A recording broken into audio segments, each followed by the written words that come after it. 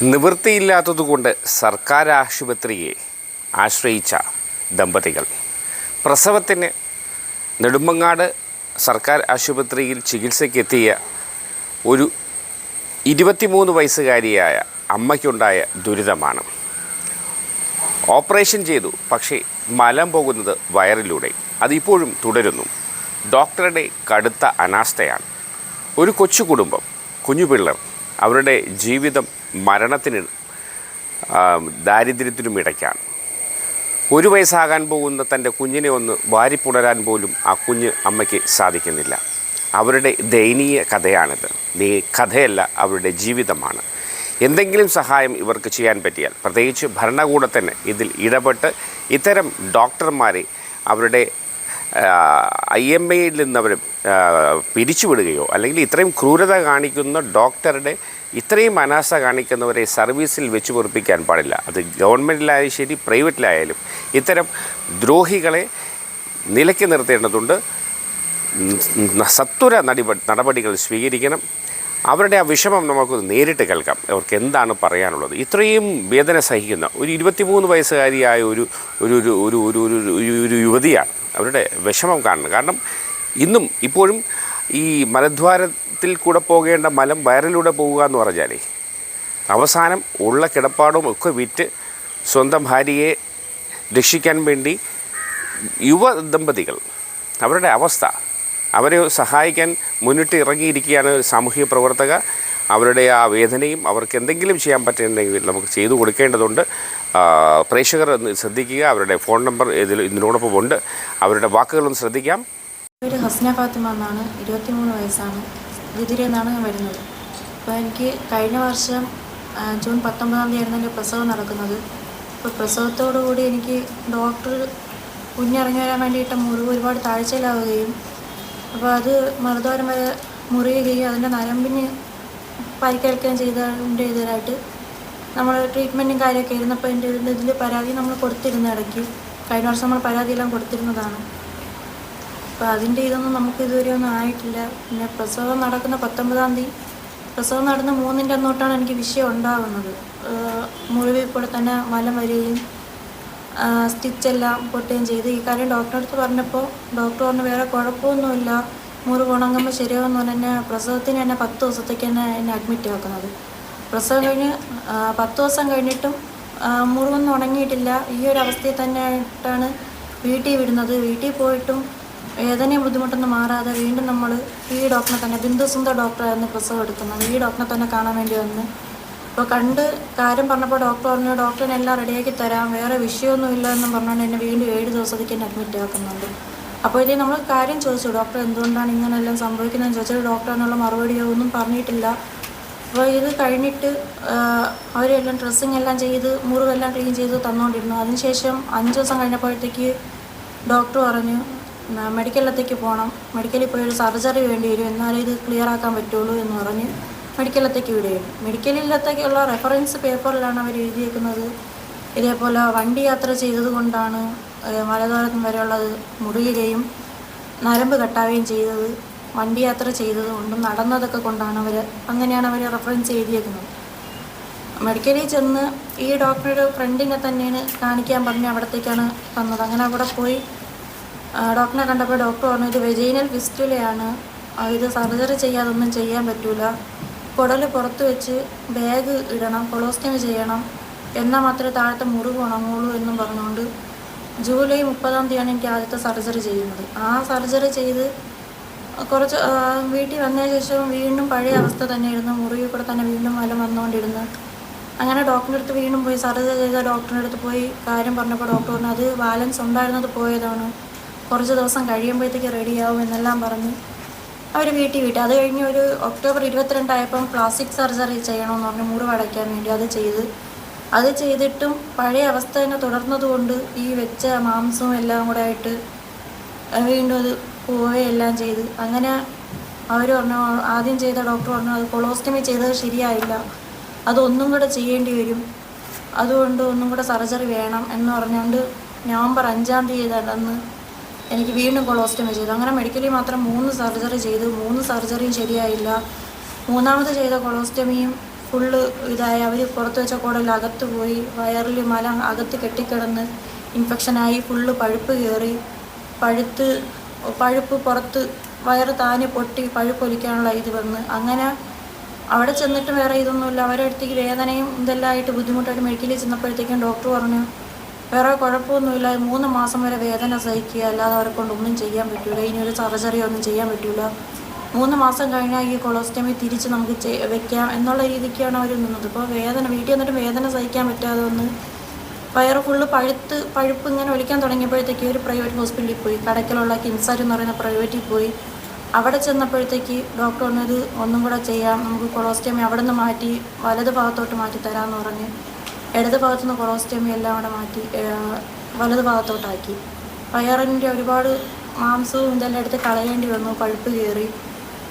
അത് കഴിഞ്ഞ് ഇപ്പം പ്ലാസ്റ്റിക് സർജറി ഇപ്പോൾ ഒന്നും കൂടെ ചെയ്തു. ഇപ്പോൾ 20 ദിവസമേ ആയുള്ളൂ സർജറി കഴിഞ്ഞിട്ട്. അപ്പോൾ ആ ഒരു ബുദ്ധിമുട്ടിലും ഇതിലുമായിട്ടാണ് നിൽക്കുന്നത്. ഇപ്പം ഇരിക്കാൻ പോലും പറ്റാത്തൊരു സാഹചര്യത്തിലാണ് മുമ്പോട്ട് പോകുന്നത്.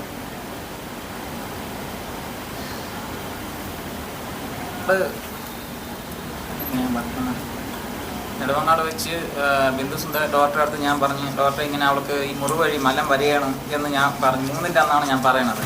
പറയാൻ സമയത്ത് ഇതേപോലെ മുറിവും മലവും ഇങ്ങനെ വന്നുകൊണ്ടിരിക്കണം. അപ്പോൾ അവർ പറഞ്ഞതെന്ന് വെച്ചാൽ കുഴപ്പമില്ല, അതൊരു മുറിവ് താനെ പുറത്തോളൂ എന്ന് പറഞ്ഞാണ്. വീണ്ടും 10 ദിവസം കിടത്തി. 8ൻ്റെ അന്ന് ഇതേ അവസ്ഥയായി, ഈ തയ്യൽ കംപ്ലീറ്റ് ഇപ്പോൾ ഇതേ അവസ്ഥയായിട്ട് എൻ്റെ അടുത്ത് പറഞ്ഞ് 10ൻ്റെ അന്ന് വീട്ടിൽ പറഞ്ഞു വിട്ടതിന് ശേഷം വീണ്ടും ഞാൻ ഡോക്ടർ വന്ന് കണ്ടവൻ പറഞ്ഞ് ഹസ്നായം കൊണ്ട് വന്നാൽ മതി, ഞാൻ റെഡിയാക്കി തരാമെന്ന് പറഞ്ഞ് വീണ്ടും ഞാൻ ഹസ്നായം കൊണ്ട് അവിടെ ചെന്നപ്പം പറഞ്ഞു 7 ദിവസം നിർത്തി ഞാൻ ക്ലീൻ ചെയ്യാം, ഞാൻ തന്നെ റെഡിയാക്കി തരാമെന്ന് പറഞ്ഞു. 7 ദിവസം കഴിഞ്ഞ ശേഷം ഇത് കറക്റ്റ് ആവാത്തതുകൊണ്ട് 5 ദിവസം കഴിഞ്ഞ ശേഷം കറക്റ്റ് ആവാത്തതുകൊണ്ട് അവർ പറഞ്ഞ് എൻ്റെ ഫ്രണ്ടുണ്ട് ജെ സ്റ്റീവനാണ്, ഞാൻ എല്ലാ കാര്യവും പറഞ്ഞിട്ടുണ്ട്, നിങ്ങൾ അവിടെ കൊണ്ടുപോയാൽ മതി, അവർ റെഡിയാക്കി തരുമെന്ന് പറഞ്ഞു. നേരെ മെഡിക്കൽ കോളേജിൽ കൊണ്ടുപോയതിനു ശേഷം അവർ SIT വിട്ടപ്പോഴാണ് അവർ പറഞ്ഞത് ഇത്രയും ഈ താഴ്ചയെ കീറിയിട്ടുണ്ട്, അതുകൊണ്ട് MR എടുക്കണമെന്ന്. MR എടുത്തപ്പോഴാണ് അറിയണം 2.7 സെൻറ്റിമീറ്റർ അടുപ്പിച്ച് ഈ മുറിവ് ഉണ്ടെന്ന് അറിയണം. അപ്പം പറഞ്ഞ് മുറിവ് പൊറുക്കണമെങ്കിൽ വയറ്റിൽ സ്റ്റോമ ബാഗ് ചെയ്യണമെന്ന് പറഞ്ഞു. അങ്ങനെ സ്റ്റോമ ബാഗ് ആദ്യം ഓപ്പറേഷൻ ചെയ്ത് സ്റ്റോമ ബാഗ് ഫസ്റ്റ് ചെയ്തത് ഇങ്ങനെയാണ് മെഡിക്കൽ കോളേജിൽ ഫസ്റ്റ് ചെയ്തത്, സ്റ്റോമ ബാഗ് ചെയ്ത. ഇത് ചെയ്തതിനു ശേഷമാണ് വീണ്ടും ശരിയായില്ലെന്ന് പറഞ്ഞ് ഇതേപോലെ ചെയ്ത് വെച്ച് മെഡിക്കൽ കോളേജ് നിസാറുദ്ദീൻ ഡോക്ടറും JS Stephen സാറും കൂടെയും ചെയ്യാം. ഇതേപോലെ ചെയ്ത് വെച്ച് അവസാനം ഈ 3 ഓപ്പറേഷൻ പിന്നെ ബ്ലാസ്റ്റ് സർജൻ ചെയ്ത്. ഇത് 3 പ്രധാനപ്പെട്ട ഡോക്ടർമാരാണ് മെഡിക്കൽ കോളേജ് ഓപ്പറേഷൻ ചെയ്ത. 3 ഓപ്പറേഷൻ ശരിയാവാത്ത ആ അവസ്ഥയാണ് കിംസാറ്റി കൊണ്ടുപോയത്. ഇത് ചെയ്യാനുള്ളത് ഇങ്ങനെയാണ് ചെയ്യാനുള്ളത്. എൻ്റെ ഭാര്യ മെഡിക്കൽ കോളേജ് ആശുപത്രിയും നെടുവങ്ങാട് ഇട്ട് കഷ്ടപ്പെടുത്തുകയാണ്. ഈ കണക്കിന് ആണ് ചെയ്യാനുള്ളത്. ഇതാണ് കിംസാറ്റി ചെയ്യുക. ഇതാണ് കറക്റ്റ് ഓപ്പറേഷൻ. 2 കുടലും എടുത്ത് ചെയ്യാനുള്ള. മെഡിക്കൽ കോളേജ് ചെയ്തതെന്ന് വെച്ചാൽ കുടൽ മടക്കി വെച്ച് താഴോട്ട് മലം പോണ കുടൽ ഇങ്ങനെ മടക്കി വെച്ച് പിന്നാണ് അടിച്ചിരുന്നത്. ഈ പിന്നെ അടിച്ച് വെച്ച് അത്രയും കഷ്ടപ്പാടായിരുന്നു. നിങ്ങൾക്ക് ഇത് മലം പോകാൻ സമയത്ത് വേദനയും ബുദ്ധിമുട്ടായി കരച്ചിലും ഇതായി. ഇതിൻ്റെ ഇടയ്ക്ക് എൻ്റെ മോന് പാൽ കൊടുക്കാൻ പറ്റില്ല. മോൻ പെങ്ങളെ വീട്ടിലായിരുന്നു. ആശുപത്രിയും കാര്യവും പൊടി മാറ്റാനും എൻ്റെ വേറെ നിവൃത്തിയില്ല. ഉണ്ടായിരുന്ന ജീവിതമാർഗ്ഗം വണ്ടി കൊടുത്ത് നമുക്ക് കയറി കിടക്കാൻ വീടോ സ്ഥലമോ ഒന്നുമില്ല, വാടകയ്ക്കാണ് താമസിക്കണം. ഇപ്പം ഞാൻ കൂലിക്ക് ഓടിയാണ് എൻ്റെ ഭാര്യയെ നോക്കണം. പലിശയും കാര്യങ്ങളും എടുത്താണ് ഞാൻ ഇപ്പോൾ മുമ്പോട്ട് പോകണം. ഒരു മാസം എൻ്റെ 10-20 പലിശയും കാര്യം വേണം. ഒരു കാര്യം ചെയ്യാൻ അറിഞ്ഞുകൂടെങ്കിൽ എന്തിനാണ് ഇങ്ങനെ ഈ ആശുപത്രി ചെയ്യണം? മെഡിക്കൽ കോളേജിൽ ഒരു 14 രൂപയ്ക്കുള്ള ഒരു ട്രിപ്പ് വേദനയ്ക്കുള്ള ട്രിപ്പ് വരാൻ നമ്മൾ വെളിയിൽ കൊടുത്താണ് വാങ്ങിപ്പിച്ചത്. എൻ്റെ ഭാര്യ ഫുൾ ഓപ്പറേഷനും സീസ കാർഡില്ലാത്തതുകൊണ്ട് ഞാൻ കടവും കാവലും മറിച്ചാണ് ചെയ്തത്. ഇതുവരെയും ഡോക്ടറിൻ്റെ ബിന്ദുസുന്ദർ ഡോക്ടറുടെ ഭാഗത്തുനിന്നോ ഒരു സ്ഥലത്തുനിന്ന് നമുക്ക് ഒരു സഹായങ്ങളോ വിളിച്ചൊന്നും ചോദിക്കുകയോ ചെയ്തിട്ടില്ല. അത് പോയിട്ട് ബോർഡ് കാര്യം എന്ന് പറയുന്നത് എന്തിനീ ബോർഡ് കാര്യം? എല്ലാ മനുഷ്യന്മാരാണ്, നമ്മളെല്ലാവരും ആപത്തുകൾ സംഭവിക്കാത്ത ആരുമില്ല. ബോർഡ് കാര്യം വന്നപ്പം നെടുവങ്ങാട് ആശുപത്രി എല്ലാവരും കൂടെ ചേർന്നുകൊണ്ട് പ്ലാനിങ് ഇങ്ങനെ ഒരു സംഭവം നടന്നിട്ടില്ല, ഇങ്ങനെ ഒരു പ്രസവം നടന്നിട്ടില്ല, ഇങ്ങനെ മുറിവ് സംഭവിച്ചില്ല, നിങ്ങളെ ചോദിക്കപ്പോൾ അങ്ങനെ പറഞ്ഞാൽ അത് അവിടെ തൂക്കണ ചേച്ചിമാരടുത്തോട്ട് കംപ്ലീറ്റ് വരെയും പറഞ്ഞ് ബോർഡുകാർ വന്ന് ഇവിടെ ഈ മുറിവ് നോക്കി, മെഡിക്കൽ ബോർഡിൽ നിന്ന് മുറിവും കാര്യം എല്ലാം നോക്കിയിട്ട് പറഞ്ഞ് നമുക്ക് നിൻ്റെ കഷ്ടപ്പാടും ദുഃഖമൊക്കെ അറിയാം, ഇതെല്ലാം സത്യവും നമുക്ക് മനസ്സിലായി, നമ്മൾ വേണ്ട പോലെ ചെയ്യാമെന്നില്ല എൻ്റെ അടുത്തും ഭാര്യ അടുത്തും പറഞ്ഞിട്ട് ഇവർ റിപ്പോർട്ട് കൊടുത്തേക്കണം. നെടുവാട് സ്റ്റേഷനിൽ ഞാൻ ചോദിച്ചാൽ പറയുന്നത് വെച്ചാൽ ഇങ്ങനെ സംഭവം ഉണ്ടായിട്ടില്ല എന്നുള്ള രീതിക്ക് ഞാൻ റിപ്പോർട്ട് കൊടുത്തേക്കണം. നമ്മളെ പോലെയുള്ള പാവങ്ങൾക്ക് എവിടെ നീതിയുണ്ട്? ഇപ്പം എൻ്റെ ഭാര്യ കീറി ഈ കാലിൻ്റെ ഇവിടെ നിന്ന് ഇത്രയും ഭാഗം കീറി പ്ലാസ്റ്റിക് സർജൻ ചെയ്തിരിക്കുക ഇതിൻ്റെ അകത്തുകൂടാ. ഈ 23 വയസ്സായ തൂണാണ് അത്. ഈ മരം ഈ സൈഡിൽ കൂടെയാണ് ഞാൻ എടുത്ത് കളയണം. എൻ്റെ മോനെ എടുക്കാനോ ഒന്നിനും പറ്റാത്ത ഈ അവസ്ഥയിൽ ഇപ്പോൾ എത്ര 6 ഓപ്പറേഷനായി. നമ്മളെ കൊണ്ട് എന്ത് പറ്റും? കടവും കാവലും മാച്ച് ചെയ്യണേണ്. വണ്ടി ഓടാൻ പോകാൻ പറ്റും. ഇവിടെ വേദനയും ബുദ്ധിമുട്ടും എടുക്കുമ്പം ഞാൻ വീണ്ടും മരുന്നും കാര്യവും മാച്ച് വീണ്ടും പോകും. ഈ കിംസും പ്രൈവറ്റ് ആശുപത്രി 2 ആശുപത്രിയിൽ നിന്ന് ഞാൻ പോയില്ലെങ്കിൽ എൻ്റെ ഭാര്യയിൽ നിന്ന് മരിച്ചിട്ട് ഇപ്പം 1 വർഷം അടുപ്പിച്ചായ. മെഡിക്കൽ കോളേജുകാരും നെടുവങ്ങാട് ബിന്ദുസുന്ദരം ഈ JN സ്റ്റീവൻ സാറും എല്ലാവരും കൂടെ ഓപ്പറേഷൻ ചെയ്യണം. എന്തിനാണ് ഇങ്ങനെ പാവങ്ങളായിട്ട് കീറി മുറിക്കണം? എനിക്ക് അറിഞ്ഞുകൂടെന്ന് പറയാത്തത് എന്തിന് ഈ അവസ്ഥ എൻ്റെ ഭാര്യ ആക്കി? ഇത്രയും കടക്കാരൻ എന്നെ എന്തിനാക്കിയത്? ഒരു നിവൃത്തി ഇല്ലാത്തതുകൊണ്ടാണ് ഇപ്പോൾ ഇവിടെ വന്ന് നിങ്ങൾ എല്ലാവരുടെ അടുത്തും പറയണത്. അത്രയ്ക്ക് അവസ്ഥയായതുകൊണ്ടാണ്. ഇപ്പം അവൾ നടക്കാൻ ബുദ്ധിമുട്ടുണ്ട്. ഇപ്പം ഓപ്പറേഷൻ കഴിഞ്ഞിട്ട് 16-20 ദിവസം അടുപ്പിച്ച് ഇപ്പോൾ ഓപ്പറേഷൻ കഴിഞ്ഞിട്ടായി. നമ്മളീ പറയണ എന്തെങ്കിലും ഒരിതായിട്ട് തോന്നുന്നെങ്കിൽ തിരക്കി നോക്കണം അന്ന അവസ്ഥകൾ. നമസ്കാരം.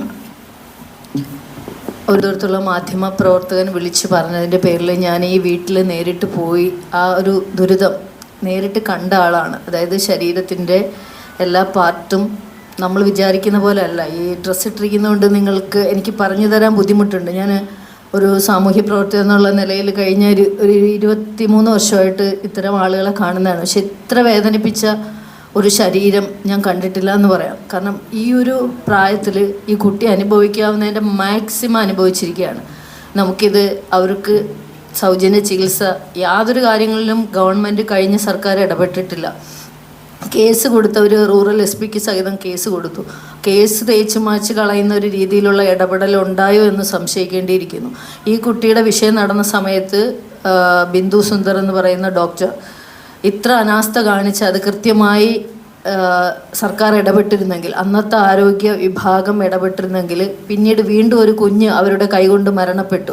ആ സമയത്ത് മാത്രമാണ് അവരെ സസ്പെൻഡ് ചെയ്തിരിക്കുന്നത്. ഈ പറയുന്ന നെടുമങ്ങാട് താലൂക്ക് ആശുപത്രിയിലെ ബിന്ദു സുന്ദർ ഡോക്ടർ ഇപ്പോൾ സസ്പെൻഷനിലാണ്. പക്ഷെ അതുകൊണ്ട് കാര്യമായില്ല. നമുക്കറിയാം ഒരു ഡോക്ടറും മനഃപൂർവ്വം ചെയ്യില്ല.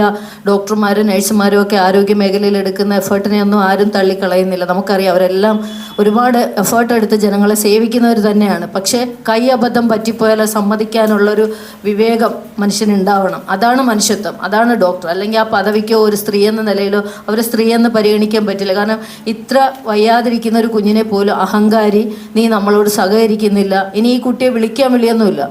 ഈ കുട്ടി പലതവണ എന്നോട് പറഞ്ഞതാണ്, ഞാൻ ആത്മഹത്യ ചെയ്യും മാം, എനിക്ക് പറ്റില്ല, എനിക്ക് നെരുങ്ങിപ്പോയൊരു മരുന്നെടുത്ത് കഴിച്ചോ സൂയിസൈഡോ കയറ് കെട്ടാനോ എനിക്ക് പറ്റാത്തതുകൊണ്ട് മാത്രം ഞാൻ ആത്മഹത്യ ചെയ്യുന്നില്ല എന്നാണ് പറഞ്ഞത്. ആ കുഞ്ഞിൻ്റെ മുഖം നോക്കിയിട്ട് നാളെ ആ കുഞ്ഞിന് 1 വയസ്സ് തികയുക.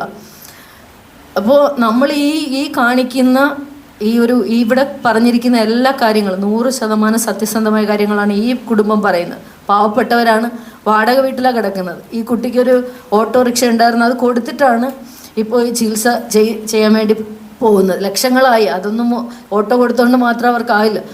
പല സാമൂഹ്യ പ്രവർത്തകരായ ആളുകളൊക്കെ ഇടപെട്ടിട്ടാണ് ആ കുട്ടിയുടെ ചികിത്സ ഇപ്പോൾ മുന്നോട്ട് പോയിക്കൊണ്ടിരിക്കുന്നത്. നിങ്ങൾ മാധ്യമ പ്രവർത്തകർ ഇതൊരു പ്രധാന വിഷയമായി നമ്മുടെ കുടുംബത്തിൽ വരുമ്പോഴേ അറിയുള്ളൂ. മാധ്യമങ്ങളാണ് എപ്പോഴും ഇങ്ങനെയുള്ള കാര്യങ്ങൾക്ക് ശബ്ദിക്കാൻ കൂടെ ഉണ്ടാവുക. അതുകൊണ്ട് നിങ്ങൾ അതുപോലെ ഇവരോടൊപ്പം ഉണ്ടാവുക. ഇന്ന് ഇത് ആരോഗ്യമന്ത്രിയുടെയും CM-ൻ്റെയും ശ്രദ്ധയിൽപ്പെടുത്തി അവർക്ക് വേണ്ടുന്ന ചികിത്സാ സൗജന്യം ഇതുവരെ അവർക്ക് ഏകദേശം 16 ലക്ഷം രൂപയ്ക്ക് പുറത്ത് ഇപ്പോൾ വരായിട്ടുണ്ട്. അവർ കിടപ്പാടം ഇല്ല, വേറൊരു വീട്ടിൽ നിന്ന് അവരെ ഇറക്കി വിട്ടാൽ അവർക്ക് പോകാൻ സ്ഥലമില്ല. ആരെങ്കിലും ഈ വാർത്ത കേൾക്കുന്ന ആളുകൾ മനസാക്ഷി ഉള്ളവരുണ്ടെങ്കിൽ അവർക്ക് ചികിത്സയോടൊപ്പം അവർക്ക് വാടക കൊടുക്കാതെ സൗജന്യമായിട്ട് താമസിക്കാൻ പറ്റുന്ന നല്ലൊരു സ്ഥലം അല്ലെങ്കിൽ ഒരു വീട് വെച്ച് കൊടുക്കാനോ ഒരുപാട് കാര്യങ്ങൾ ചെയ്യുന്നു. തൊട്ട് മുന്നിൽ റോട്ടറി ക്ലബ്ബ് സ്ത്രീകൾക്ക് വേണ്ടി ഓട്ടോറിക്ഷ പറഞ്ഞു. അതുപോലെ അങ്ങനെയുള്ള ആളുകൾ ഈ പാവപ്പെട്ട പയ്യന് ജീവിക്കാനുള്ള എന്തെങ്കിലും ഒരു സാധനം ചെയ്തു കൊടുക്കണമെന്ന് എല്ലാവരോടും അഭ്യർത്ഥിക്കുകയാണ്. സത്യം പറഞ്ഞാൽ എൻ്റെ എനിക്കിപ്പം സാമ്പത്തികമായിട്ട് കുറച്ച് പ്രതിസന്ധിയിലാണ്, ഇല്ലെങ്കിൽ ഞാൻ തന്നെ ചെയ്തു കൊടുത്തേ. ബോർഡ് വന്നിട്ട് അവർക്ക് അതിനുള്ള പ്രയോജനം കിട്ടിയിട്ടില്ല. ആ ബോർഡ് കൊണ്ട് യാതൊരു യൂസും ഈ പാവങ്ങൾക്ക് കിട്ടിയിട്ടില്ല.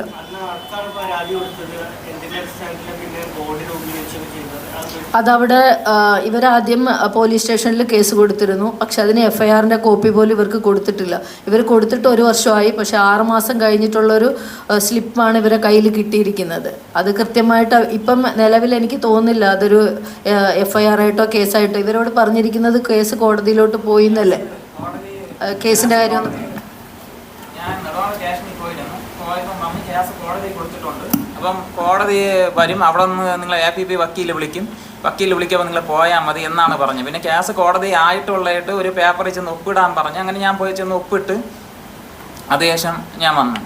പിന്നെ ആരോഗ്യ വകുപ്പ് മന്ത്രിക്ക് ആദ്യം ഇതിൻ്റെ പരാതി കൊടുത്തിരുന്നു. പരാതി കൊടുത്തപ്പം ആ പരാതി മേലാണ് ആദ്യം മെഡിക്കൽ ബോർഡിൽ നിന്ന് 4 അംഗ സംഘം വന്ന് ആ അന്വേഷണം കഴിഞ്ഞ് അടുത്ത് 7 അംഗ സംഘം മെഡിക്കൽ ബോർഡിൽ നിന്ന് വരുമെന്ന് പറഞ്ഞു. അപ്പം ഈ സ്റ്റോമ ബാഗിൻ്റെ ഓപ്പറേഷൻ കഴിഞ്ഞിരിക്കുന്ന സമയമായിരുന്നു.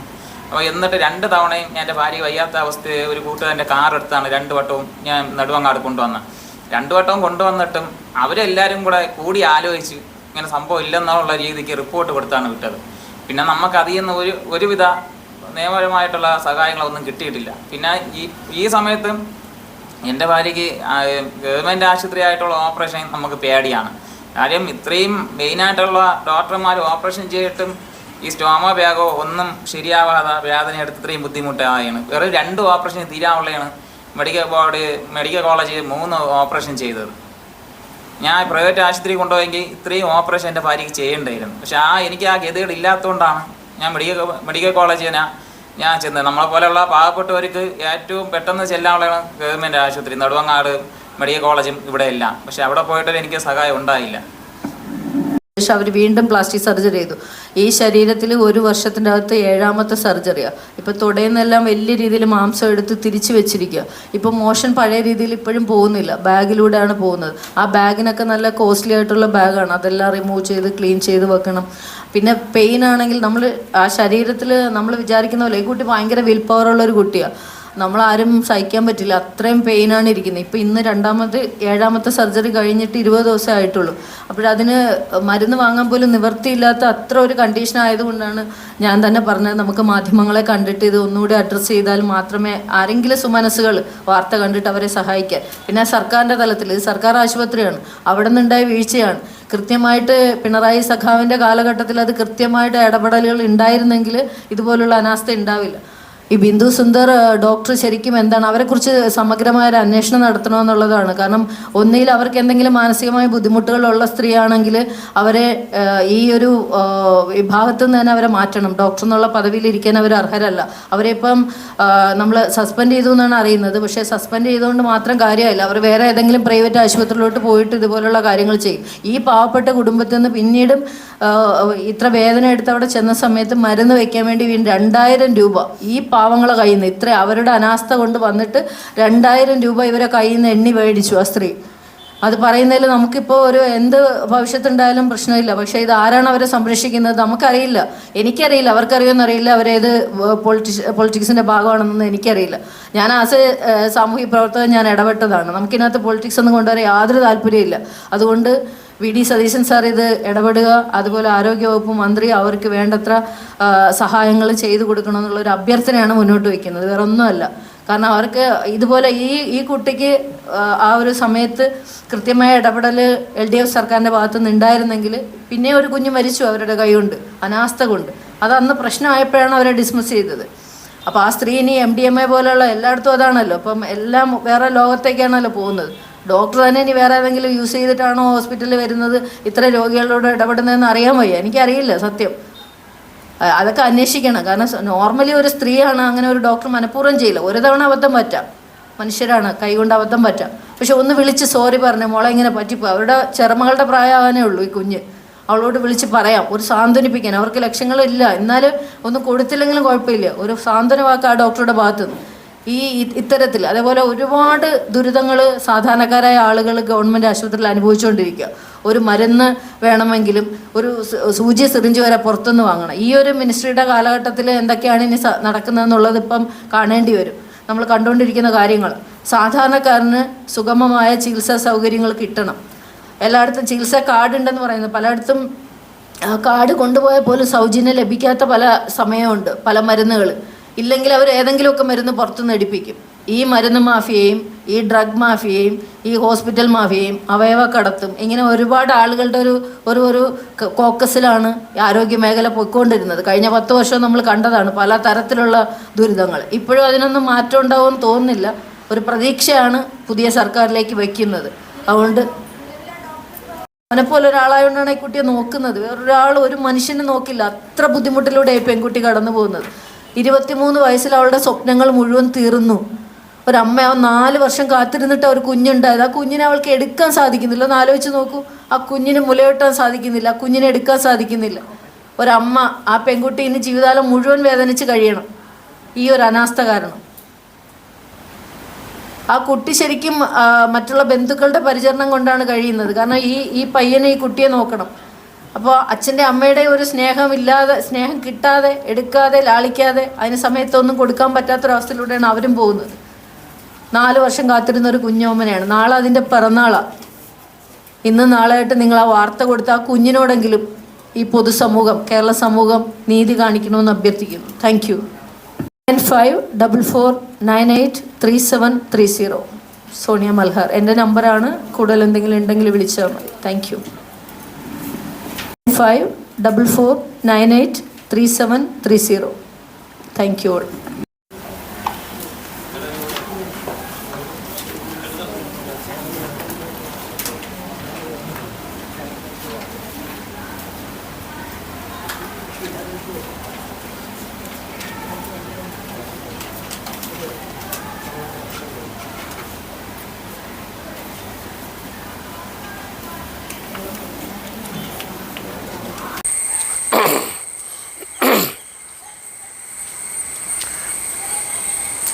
തൻ്റെ ചെറുമകളുടെ പ്രായമുള്ള ഒരു അമ്മയോട്, ഒരു കുഞ്ഞിനോട് കാണിക്കുന്ന ഈ ക്രൂരമായ ഡോക്ടറുടെ നടപടികൾ നീതി ലഭിക്കേണ്ടതുണ്ട്. ഈ അമ്മയ്ക്ക് നീതി ലഭിക്കേണ്ടതുണ്ട്. ഈ ഡോക്ടറെ നിയമത്തിന് മുന്നിൽ കൊണ്ടുവരണം.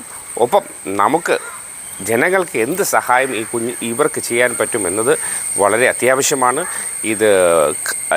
ഈ ഒരു വീഡിയോ സ്കിപ്പ് ചെയ്യരുത്. ഈ വീഡിയോ മാക്സിമം ജനങ്ങളിൽ എത്തിക്കുക. വേണ്ടുന്ന സഹായ സഹകരണങ്ങൾ ചെയ്തു കൊടുക്കാൻ നമുക്ക് സാധിക്കണം. അത് നമ്മുടെ കടമയാണ്.